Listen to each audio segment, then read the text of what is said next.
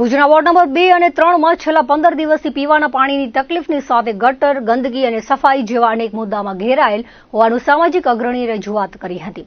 મોહમ્મદ લાખા સાથે રહેવાસીઓએ ચીફ ઓફિસરને આવેદનપત્ર પાઠવીને જણાવ્યું હતું કે વોર્ડ નંબર 2 અને 3 માં છેલ્લા 15 દિવસથી પીવા માટેનું પાણી મળી રહ્યું નથી, જેના કારણે લોકોને બહારથી પાણીનું ટેન્કર મંગાવવું પડે છે. તો અહીં ભારે વરસાદના કારણે ગટરની સમસ્યા સર્જાય છે, જ્યારે નિયમિત સફાઈ પણ કરવામાં આવતી નથી.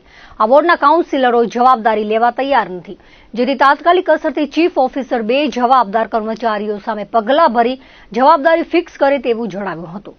ભુજના વોર્ડ નંબર 2 અને વોર્ડ નંબર 3 જે ખરેખર સરહદમાં વેચાઈ ગયેલું વોર્ડ છે, એ કોઈ કાઉન્સિલર ત્યાં સ્થાનિકે જવાબદારી લેવા માટે તૈયાર નથી. પ્રજા આજે 15 દિવસથી પાણીની તકલીફ ભોગવે છે, પીવાના પાણીની સફાઈ થતી નથી.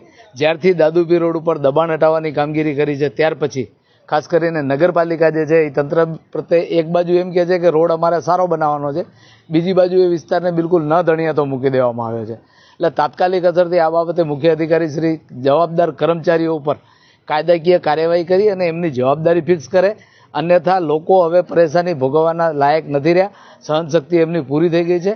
કોઈપણ પ્રકારે નગરપાલિકાએ આનો પરિણામ ખરાબ ભોગવવું પડશે એની અત્યારે બાંહેધરી આપીએ છીએ. અને જો આ 24 કલાકની અંદર પ્રશ્ન સોલ્વ નહીં થાય તો કાલે આનાથી વધારે સંખ્યામાં લોકો અહીંયા એકત્રિત થશે. દાદુપીર વિસ્તાર રહેવાસી અમારા કને ગટરના પ્રશ્ન છે એટલે આવ્યા હતા.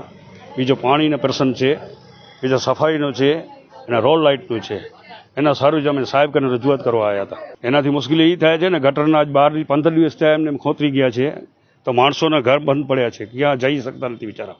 એક તો દવાખાનામાં 2 જણા ડેન્ગ્યુ તાવ, 2 જણા દવાખાને પડ્યા છે ડેન્ગ્યુ તાવ. એક માણસ આવ્યો હમણાં કાલે જ હોસ્પિટલથી પાછો આવ્યો છે ને 2 હજી દાખલ છે હું મચ્છરના કારણે. તંત્ર પાસે અમારે એ આશા છે કે જલ્દી કામ પૂરા થઈ જાય.